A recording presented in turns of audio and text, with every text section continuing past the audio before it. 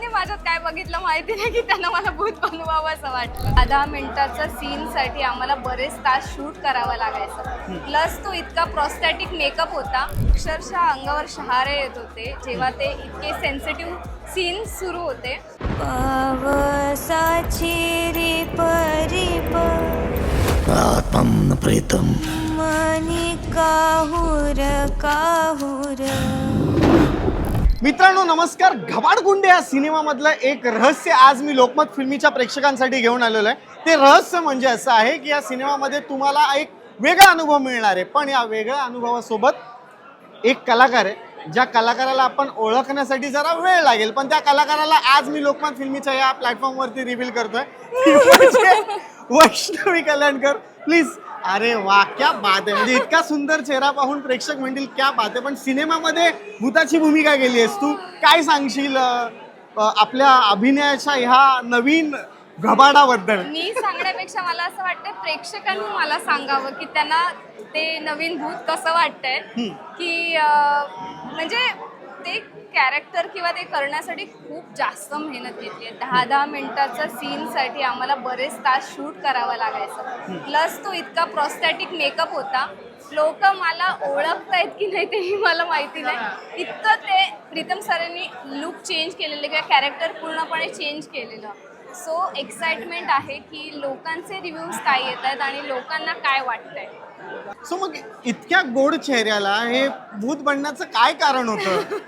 आता सरांनी माझ्यात काय बघितलं माहिती नाही की त्यांना मला भूत बनवावं असं वाटलं. बरं, आणि एक आनंदाची बातमी अशी आहे की एक मराठीतला पहिला हॉरर युनिव्हर्स याची तू भाग आहेस. काय सांगशील, काय भावना आहे मनामध्ये? याच्यासाठी तर मी खरंच स्वतःला खूप जास्त लकी समजते की एवढ्या मोठ्या फिल्मचा मला भाग होता आलं. प्रीतम सरांना थँक्यू म्हणेन की त्यांनी मला कास्ट केलं आणि मला संधी दिली एवढं छान कॅरेक्टर निभवण्याची. आणि त्या एका कॅरेक्टरमध्ये 2 पैलू आहेत, म्हणजे एक भूताचं पण आहे आणि एक जिवंत बाईचं पण आहे. So I am very much lucky for this. या सिनेमामध्ये तुझ्यासोबत जे इतर कलाकार आहेत हे फार मस्तीखोर कलाकार आहेत. सो यांच्यासोबत काम करण्याचा तुझा अनुभव कसा होता? कोणी तुला सर्वात जास्त त्रास दिला? काम करण्यापेक्षा जेव्हा आमचं शूट झालं, संपलं आणि आम्ही प्रमोशनला लागलो तेव्हा आम्ही धिंगाणा सुरू केला. मला प्रचंड छळलं गेलं आहे फणसावरून.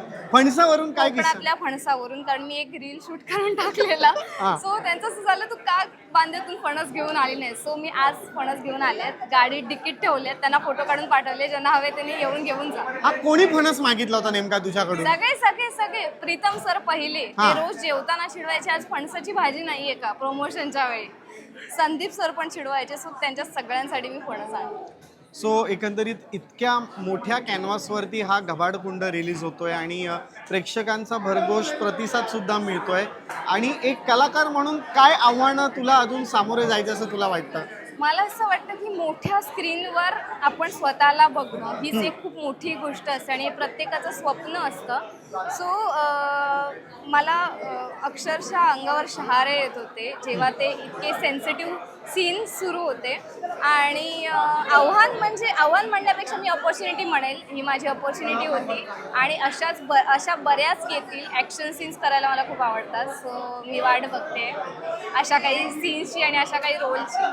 सो या घबाडकुंडच्या युनिव्हर्समध्ये तर तू असणार आहेस असं आम्ही धरून चालतो, पण त्याच्या व्यतिरिक्त रसिक प्रेक्षकांसाठी वैष्णवी काय नवीन घबाड घेऊन येणार आहे तिच्या अभिनयाचं?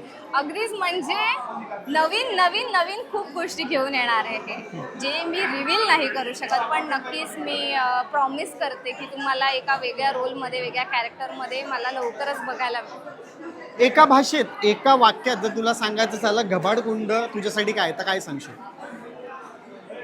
घबाडकुंड माझ्यासाठी एक स्वप्न आहे असं मी सांगेन. स्वीट. खूप खूप धन्यवाद लोकमत फिल्मीशी गप्पा मारण्यासाठी आणि तुझ्या पुढील प्रोजेक्टसाठी तुला मनपूर्वक शुभेच्छा. Thank you. त्यामुळे तुम्ही थिएटरमध्ये अजूनही सिनेमा पाहिला नसाल तर जाऊन नक्की बघा. Yes, त्याचं नाव नक्की आहे बघा, घबाडकुंड.